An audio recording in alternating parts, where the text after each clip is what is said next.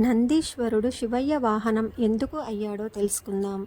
శివాలయంలోకి అడుగు పెట్టగానే పరమేశ్వరుని కంటే ముందుగా నందీశ్వరుల వారిని దర్శించుకుంటాం. కొందరు నంది రెండు కొమ్మల మధ్య నుంచి పరమేశ్వరుని చూస్తే మరికొందరు ఆయన చెవిలో తమ అభీష్టాలను చెప్పుకుంటారు. నంది పరమేశ్వరునికి ద్వారపాలకుడు కాబట్టే ఆయనకు అంత ప్రాముఖ్యత కాదంటోంది నందీశ్వరుల వారి చరిత్ర. పూర్వం శిలాదుడనే ఋషి ఉండేవాడు. అతను గొప్ప జ్ఞాని. ఎంత జ్ఞానాన్ని సంపాదించినా పిల్లలు లేకపోవడం వల్ల ఆయనకు చాలా లోటుగా ఉండేది. ఎలాగైనా సరే తనకు సంతాన భాగ్యం కలిగేందుకు పరమశివుని కోసం తపస్సు చేశాడు. ఏళ్ల తరబడి తపస్సు చేయగా శిలాదుని ఎదుట శివయ్య ప్రత్యక్షమయ్యాడు. నాకు ఒక బుద్ధిశాలి అయిన పుత్రుని ప్రసాదించమని శిలాదుడు కోరుకున్నాడు. అతని భక్తికి పరవశించిన శివుడు తదాస్తు అంటూ వరాన్ని ప్రసాదించాడు.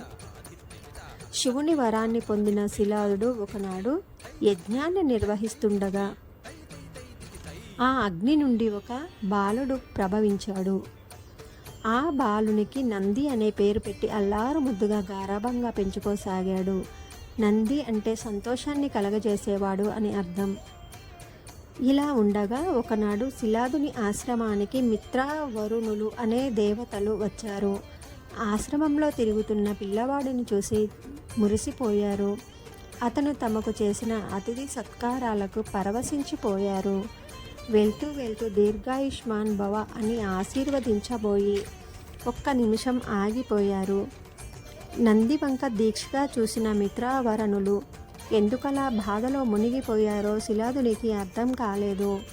ఎంతగానో ప్రాధేయపడిన తర్వాత నంది ఆయుష్ త్వరలను తీరిపోతుందని తెలుసుకున్నారు శిలాదుల వారు. కానీ నంది మాత్రం భయపడలేదు. శివుని అనుగ్రహంతో పుట్టిన వాడిని కాబట్టి దీనికి మార్గం కూడా ఆయనే చూపిస్తాడు అంటూ శివుని కోసం తపస్సు చేయడం మొదలుపెట్టాడు. నంది తపస్సుకు మెచ్చిన శివుడు అచిరకాలంలోనే అతనికి ప్రత్యక్షమయ్యాడు. శివుణ్ణి చూసిన నందికి నోట మాట రాలేదు.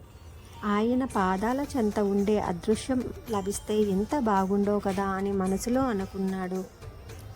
అందుకే తన ఆయుష్ గురించో ఐశ్వర్యం గురించో వరం కోరుకోకుండా అచిరకాలం నీ చెంత ఉండే భాగ్యాన్ని ప్రసాదించు స్వామి అని శివుణ్ణి వేడుకున్నాడు.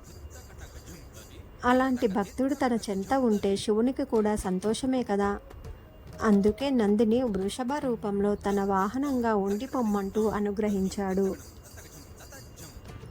ఆనాటి నుంచి శివుని ద్వారపాలకునిగా ఆయన్ని కాచుకొని ఉంటూ కైలాస ప్రమద ఘనాలలో ముఖ్యంగా కైలాసానికి రక్షణగా అందిస్తూ తన జీవితాన్ని ధన్యం చేసుకున్నారు నందీశ్వరుల వారు.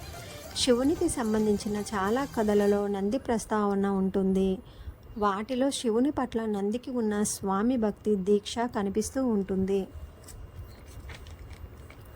క్షీరసాగర మదనంలో హాలాహలం అనే విషం వెలువడినప్పుడు దాని నుంచి లోకాలను కాపాడేందుకు శివుడు ఆ విషాన్ని మింగి గరళ కంఠునిగా మారాడు. ఆ సమయంలో కొద్దిపాటి విషం కిందికి ఒలికిందట. అప్పుడు శివుని చెంతనే ఉన్న నంది ఏమాత్రం ఆలస్యం చేయకుండా ఆ కాస్త విషాన్ని ఆరగించేశాడట. మహాదేవతలే హాలాహలానికి భయపడి పారిపోతుండగా నంది మాత్రం కేవలం శివుని మీద ఉన్న నమ్మకంతో దాన్ని చప్పరించేసి నిశ్చింతగా నిల్చున్నాడు. అంటే తన స్వామి తనను కాపాడుతాడు అనే నమ్మకం. నంది వెనుక ఇంత చరిత్ర ఉంది కాబట్టే ఆయనను శివునికి సేవకునిగానే కాకుండా ముఖ్య భక్తునిగా కూడా భావిస్తారు. మనిషికి బాధ తెలియనంత వరకు భగవంతుడు అర్థం కాడు. బాధ తెలిసాక భగవంతుడు తప్ప వేరెవరూ గుర్తుకురారు.